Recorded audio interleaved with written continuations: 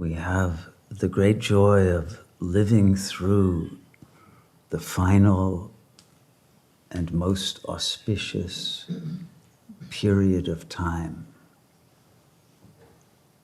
the long prophesied moment of the return of God,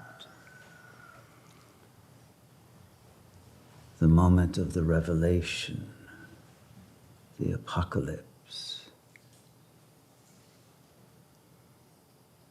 the omega point, the end and the beginning.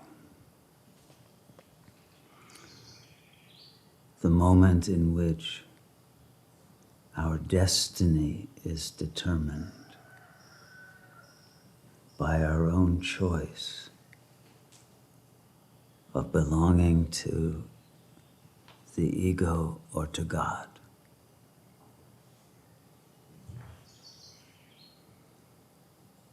And through that choice, if we choose to know God through love and through understanding, we realize the entire spectrum of consciousness, from the ignorance of the character we had been playing to the awakened soul, to the absolute self, and all of the intermediary levels of consciousness, and all the domains and realms in which the creative imagination of that infinite consciousness flourishes.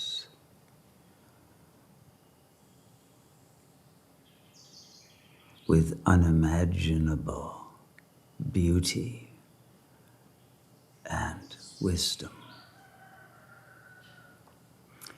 And on the earth plane at this moment, we are witnessing the signs and wonders increasing every day, both the monstrous and the miraculous, the evil and the shining light of goodness. Every possibility in the spectrum of consciousness is now manifesting. All of the veils are coming down, and in the unveiling of the reality, we have the opportunity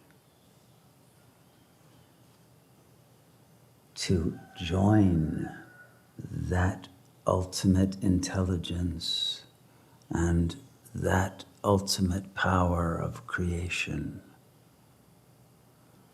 through the union of love that will liberate our consciousness not only from separation and suffering, but from the lack of those inherent powers that pertain to the consciousness of God and that entitle those who have surrendered to that power as loyal servants and lovers of the real.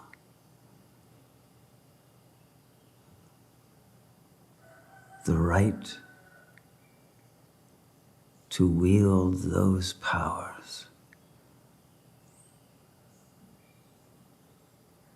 on behalf of and as instruments of the will of God. And to know that Supreme Spirit from within, to know the mind and heart of God as oneself.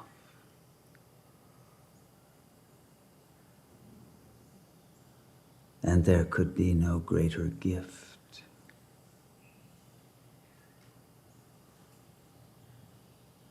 But to receive that gift, we must empty our consciousness of all its false and limited beliefs, all its identification with body, with character's mindset and its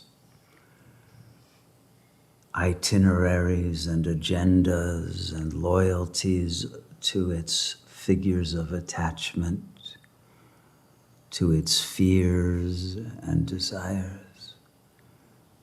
We must empty out completely so that we may be pure temples that can be filled with the presence of God, so that these forms may emanate the light, the love, the healing power of God to all of those who seek that refuge and strength and salvation.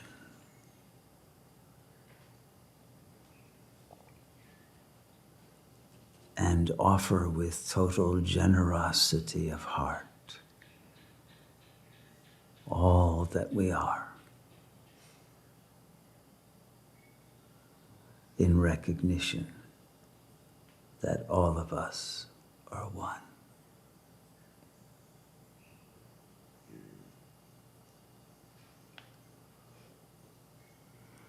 And the test of our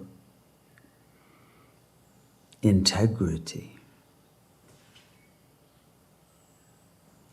and our worthiness to graduate from this school in which God is training us to be able to serve as avatars.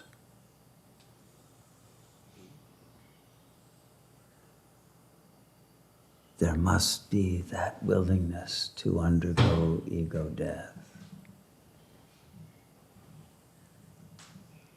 The death of ignorance and illusion, of narcissism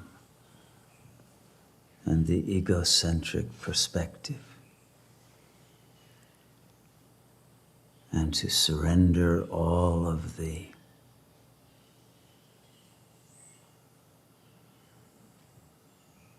treasured beliefs and fantasies of the ego mind in order to know the truth of the real.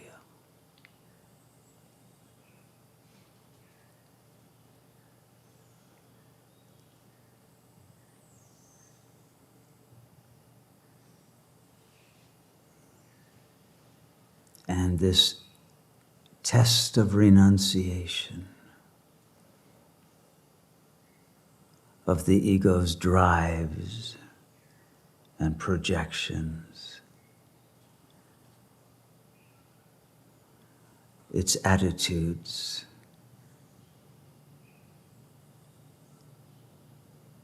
and its attachments. This test of the purity of our heart is what determines our ultimate destiny. Not only in this life, but throughout all those lives which are past and future. And that eternal life that is beyond both samsara and nirvana.